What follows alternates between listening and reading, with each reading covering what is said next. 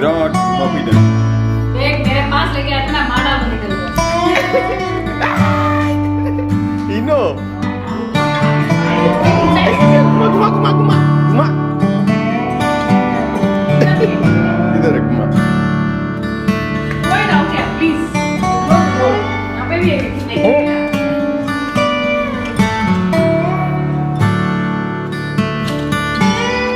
नहीं आया so many यार कुछ नहीं करेगा ये लोग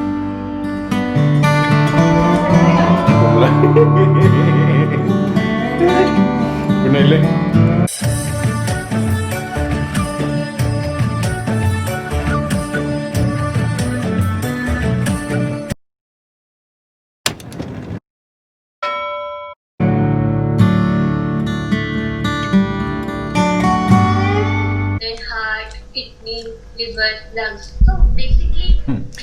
नानी क्लास जागासिनो खिन्थु जोंसो एटेन्ड खालामदों ओमफ्राय जोंसो टिच बेक खालामफिननांगौ नानिमोनखौ उन्दैफोर नालाय बिसोर अनलाइन जिरायनो मोना गभर्नमेन्टआबो बेखौ एकदम स्ट्रिक्ट रुल बानायबाय कि उन्दैफोरनिखौ अनलाइन क्लासेस लानो मोना होननानै जों एटेन्ड खालामनानै जों नानिमोनखौ फोरोंफिननांगौ दा फुंनिफ्रायनो स्टार्ट जाबाय क्लास लागासिनो बाजिया ओमफ्राय फुंनि ब्रेकफास्टबो जागासिनो साहा मोनलोंबाय ओमफ्राय दिनै नानिमोननि क्लासआ जाहैबाय स्मॉल लेटर्स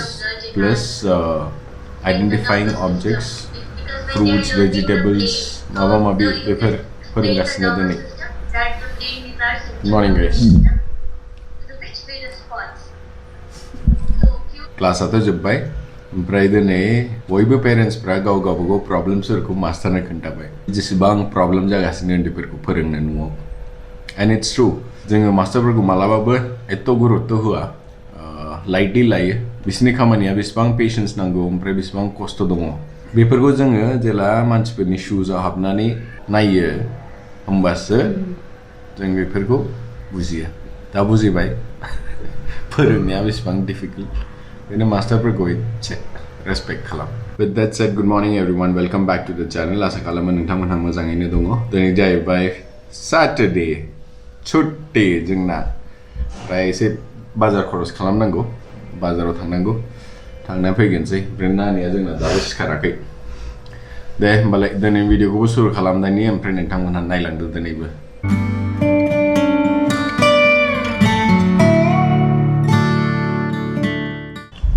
नै बाजाराव थांनो ओंखारदों ओमफ्राय लामायाव नोंथांमोनानो बे मन्दिरखौ देखायनो सानदोंमोन आं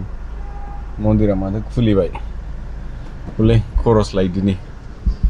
बेनो न' खाथियावनो बांद्राय गोजान नङा नैलै दाउ मोनबाय आंहा लकेल दाउ हाबाब बायहेरायाव फैबाथाय मोजां मोनखायो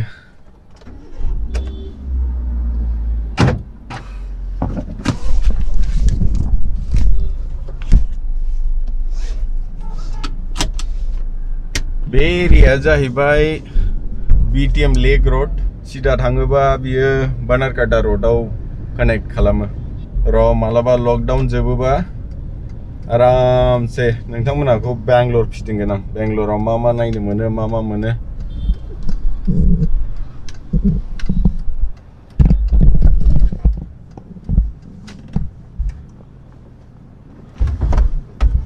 बेंगलर दर्शन खालामगोन आं नोंथांमोनखौ लकडाउन जोबबाथाय र किन्तु माला जोबगोन बेखौनो नेनांसिगोन उपाय गैया बे जाहैबाय रंकगलनि बावनो मैगं थाइगं गासिबो मोनजोबो जोंना ओमफ्राय नानिनि स्कुलाबो बावनो नै आगदाथिं थांबाय एसे स्नैक्स लानि हट चिप्स फेमास बेंगलराव देखायगोन आं र नोंथांमोनानो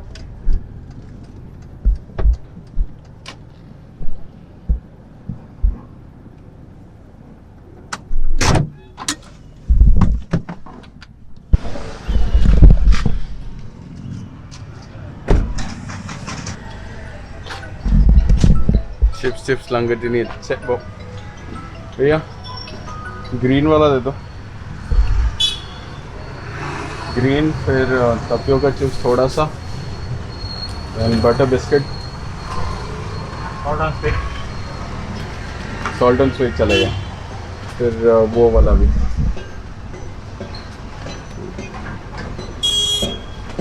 और ये 2 पैकेट दे दीजिए और वो चकली भी दे दो नॉर्मल ये वाला this one this one not required बस इतना ही दैट्स इट नुबायना नोंथांमोना बे दखान फिसायावनो बेबायदि मोनो मोजांनो नायनानै ला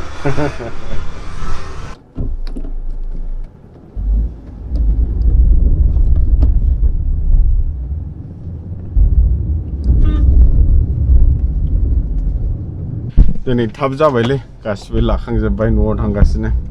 ओरैनोथ' बांद्राय मैगंफोर मोनासै जा मोनबाय बेखौनो लाबाय हाब न'आव जिराय जिराय बाथारबायलै बेरायनो लुगैबाय माला बेफोर मोजां जाबावो दिनफ्रा बाबाय थ' थांगोन दिनै सफैबायलै हागबाय दिनै जा मोनबोबाय बेखौनो लाबाय बाद बाखि अनलाइन नायनोसै थ'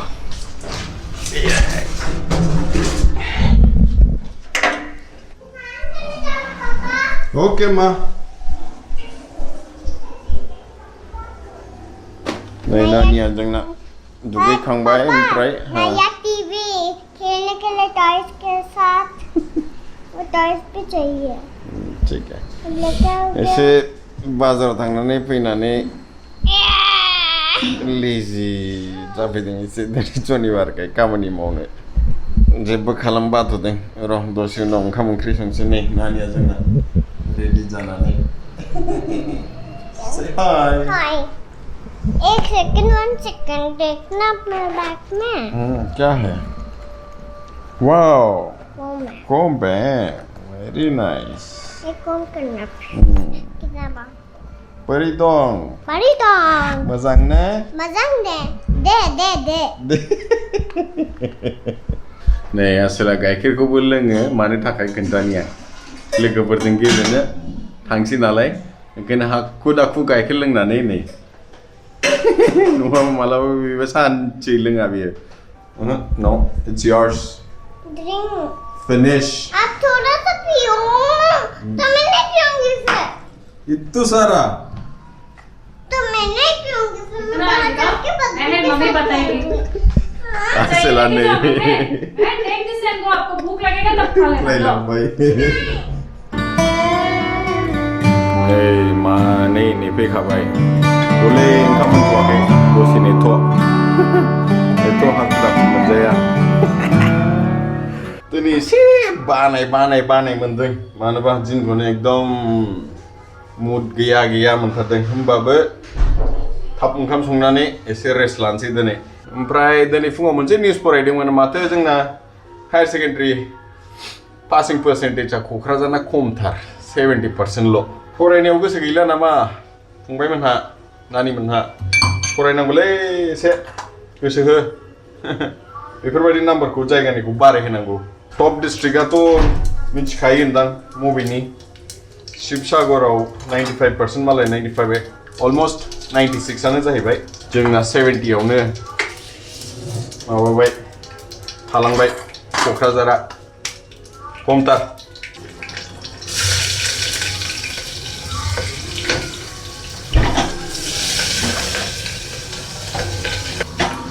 ओमफ्राय सासे फंबाया आंखौ सोंहरदोंमोन आदाया दाउ ना हेन बुंबाय थायो खिन्थु मालाबाबो देखाया मानो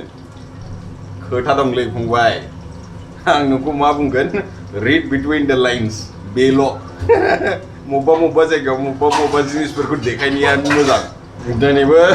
आंना दाउ खिन्थु आं देखायनाय नङा ओमफ्राय नोम्बाजैमोनहा मा जागोनथाय आं मिथिला क्या खा रहे हो तुम लोग I'm thinking पता नहीं मिथिया बिसोर मा जागोन दसा दं एसे दसा जायो ना मा जायो आंहाथ' दाउजों होख्लायनोसै उदै थोन जाखानोसै दिनैबो आलु दरसे बोरमायाव होनाय बादि गोथावखा सामफ्रामबो भिडिअ खालामनाय अफिसनि खामानि एखनबा मेङो एखनबा रेस्ट खालामनो लुगैयो बेबायदिनो दिनै आं एसे रेस्ट लानोसै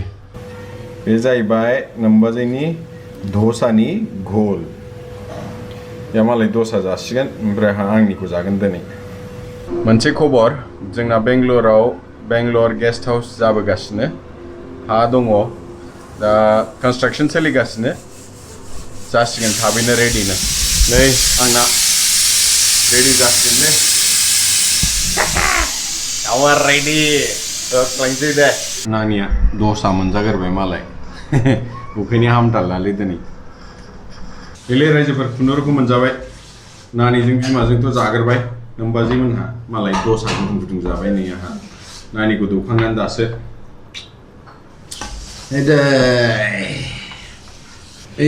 गोदनायाव नङा हामा हगार मेहर पापा को अभी खाना खाने दो रुक जा ओमफ्राय नोंथांमोनानो खोन्थादोंमोन आं बेंगलराव मोनसे गेस्ट हाउस जागासिनो बडलेण्ड गेस्ट हाउस बाव नोंथांमोनाखौ मालाबा लांगोन आं सम मोनबा दाथ' ओरैनो जेबो गैथ'वा हाल' प्लास केयारटेकारनि थाखाय मोनसे न' फिसा लुनानै दोनदों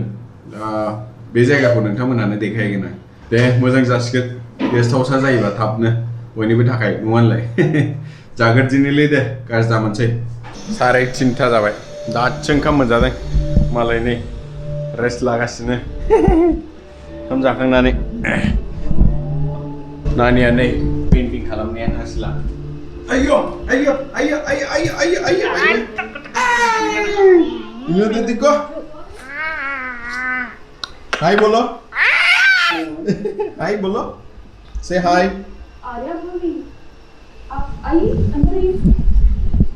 देले टिभि नायगिरदिनि दसे रेस्ट लानोसै रेस्ट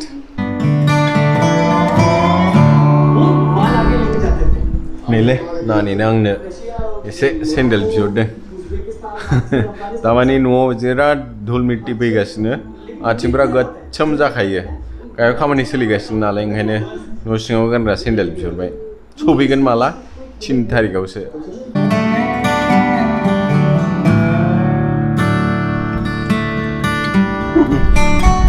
सा मोनलोंबाय ओमफ्राय